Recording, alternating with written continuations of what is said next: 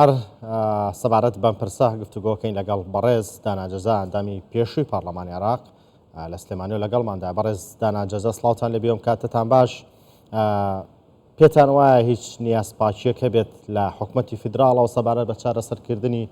کێشەی بودجە و موچە و شایستەدارایەکانی هەرێمی کوردستان؟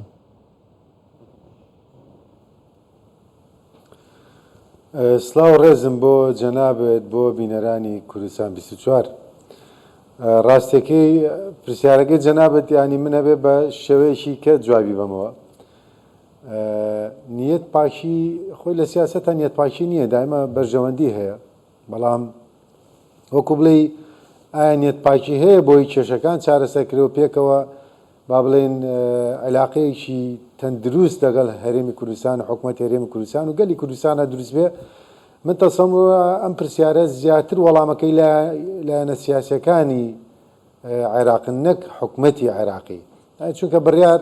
لای حکوومەتی عێراقی نییە بەتەنیا بۆ ئەم بابەت، ئاسڵەن بڕیار لای حکوومەتی عێراقی نییە نەک بەتەنیا بۆ هیچ بابەتێک بەتایبەتی بابەتێکە پەیوەست بێ بە بڕیاری استراتیژی بڕیاری گرنگ.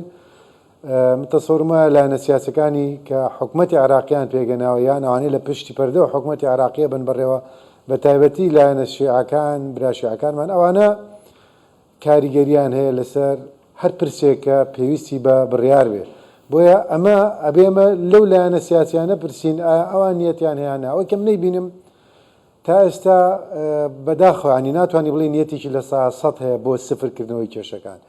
هەتا ئێستا لە بینی ڕەنگەکانە ڕەنگی کا دۆزنەوە، یان نانەوێت لە ڕەشەوە بڕۆین بۆ سپی. ئێستاش ڕەنگی کە دروستە بێ، ینی تۆ سەیرەکەی جەنابەت لە چەند مەلەفێکەوە تێپەڕین مەلەفە چارەسەرەکەین بابەتێکی کە دروستەکەن. مەسلەی داهات چارەسەرەکرێ، مەسلەی کێشەی ڕێژەی فەرمانبەران دروستەکرێ، مەسلەی فەرمانبەران داکرێ، ئێستا مەسلەی بودجە کە پارێزگاکان موچە وەرگرن، ئەمە چارەسەرەکرێ، مەسەلەن بابەتێکی کا دۆزنەوە. ئەمانە هەمووی سەرقاڵکردنی شەقامە، سەرکاڵکردنی خەڵکە، فشارکردنە لەسەر حکوومەتی هەرێمی کوردستان و هەرێمی کوردستان کە بە ئاراستەیەکی وەکو بڵێن ناتوانین بڵێن تۆڵەکردنەوە بە معنای تۆڵەکردنەوە، بەڵام بە معنای ئەوەی کە بڕیار ئەبێ لە عێراقەوە بە مەرکزی بدرێت. بەڵێ بەڕێز داناجەزا سەبارەت بە لایەنە سیاسەکانی عێراق من جارێک گفتوگۆم لەگەڵ بەرپرسێکی باڵای لایەنی سیاسی عێراق کرد، زۆری وت برایانمان لە هەرێمی کوردستان و کەسی ئێمن و برای ئێمن و ئەبێ عێراقی هەمومانە و تم کەوایە، بەڵام کاتێک گفتوگۆ لەگەڵ هەر کەسێک لەگەڵ ئێوەی لایەنی سیاسیەکەین ئەم قسانە ئەکەن، بەڵام کاتێ دێتە سەر ئەرزی واقع و چارەسەرکردنی کێشەکان هەمووتان خۆتانی لێلادەن. ئەنجا ئێستا پێتان وایە حکوومەتی هەرێمی کوردستان گفتوگۆ لەگەڵ حکوومەتەکە سوودی نییە، لەگەڵ لایەنە سیاسیەکانێکە لەسەر مێزی گفتوگۆ شتێک ئەڵێن لە دوا و لە پشتەوە شتێکی ترەکەن و شتێکی تر ئەڵێن. ئایا ئەمانە فشاریان لەسەرە یان هۆکارەکەی چیەم سیاسەتە دووفاقی لایەنە سیاسیەکانی عێراقیکە؟ زین چۆنە ئێمە بە واقع بین، ینی بەداخەوە عێراق ئێستا گۆڕەپانێکی ئامادەسازە بۆی کە زۆر لە وڵاتانی ئیقلیمی و تەنانەت نێودەوڵەتیش کێشەکانیانی تا بەتاڵکەنەوە یان کێشە ململانەکانیانی تا دروستکەن. ئەم بابەتانەی کە تووش هەرێمی کوردستانە بێ، بەڵێ لە ئەسڵا خۆی خلافەیە لەسەر تێگەیشتن و تەفسیرکردنی دەستور، بەڵێ کێشە هەیە لەسەر مافەکان، بەڵێ تەفاهمی تەواو نییە بۆ مەسلەی فیدرالیەت لە عێراقا، بەڵێ ئێستا پەشیمانبوونەوەیەک هەیە لە لای نوخبە سیاسیەکانی عێراق کە عێراق بۆە فیدرالی نەبووە، بۆە عێراق وەکو مرکزیەتی پێشتر بۆ ئاراستەیە بڕۆشتە هەرێمی کوردستان وەکو پارێزگایەک بووە و بۆیە هەڕێگری لە سونەکانی ژەکرێ کە بڵێن ئەقلیمێکیان هەرێمیشکە دروستکرێ. ئەمانە هەمووی لە ئەرزی واقع هەیە. لەگەڵەوەشە دەستێوەردانێکی ئیقلیمی هەیە و بەرژەوەندی لایەنیکە هەیە لەوەی کە هەرێمی کوردستان تەمان ئەمان لەلایەک تێگەشتنە سیاسی و دەستورەکە، لەلایەنی بەرژەوەندی سیاسەکانیش لایەنێکی کێ. ئەمە زین هەرێمی کوردستان نەواتێکە دفاکتۆیەکە کە دروست بووە، دفاکتۆیەکی دەستوریەکە دروست بووە، کیانێکی سەر بەخۆی با بڵێن حکومی و تەشریعی و قەزایی هەیە کە ئەکرێ یان ئەبێت ئیدارەیەم حکوومەتە و هەرێمە لایەنە حکوومەتەوە بکرێ. بەڵام ئەمە لە لایشکەوە لەوانەیە تا ڕادەیەک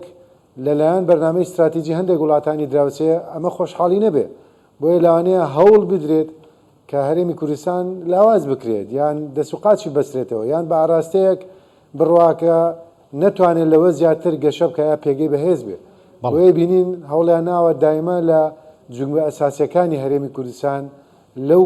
لەو کەناڵانەوە دەست پێ بکەن مەسەلەن لە نەوت لە مەسلەی ئابووری اینجا لێوە فشارەکرێ ینی سێرەکەی پێش ئەم بابەتانە حکوومەتی عراقی قەدەم مەلەفانی نەجوڵانوە بە ئاراستەیە گوار کاتێک جوڵابێت تەفاهمی لەسەر کراوە بەڵام ئەبینی کە مەسلەی نەوت و دوای بڕایی دادگای فەڕەنسا و وەستانی نەوتی هەرێمی کوردستان و ڕێکەوتنە سیاسەکەی لە حکوومەتی عراقە کرا لە دوایەوە سێرەکەی فشارەکان زیاتر بوون و بڕگە و مەلەفی زیاترێنە دەرەوە کە ئەگەر هەندێکیان ڕاستیش بێ بەڵام ئامرازی چارەسەرکردنی هەیە بەڵام ئەوەی کێشەکە ئەمان بەرەو ئامرازی چارەسەرکردنەکە زۆر بە هێواشی زۆر بە سیاسی ئەڕۆن نەک بە ئابووری ینی زیاتر باوا بڵین کێشەکان بەرگێکی سیاسی پێوەیە بەڵێ پێتان وایە کەس زیانمەند دەبێت لە سفربوونەوەی کێشەکانی نێوان هەرێمی کوردستان و حکوومەتی فیدراڵ یاخود بابە دیوەکەی ترا بڵین بوونی کێشە لە نێوان ئەم دوولایانە کێ لی سوودمەند دەبێت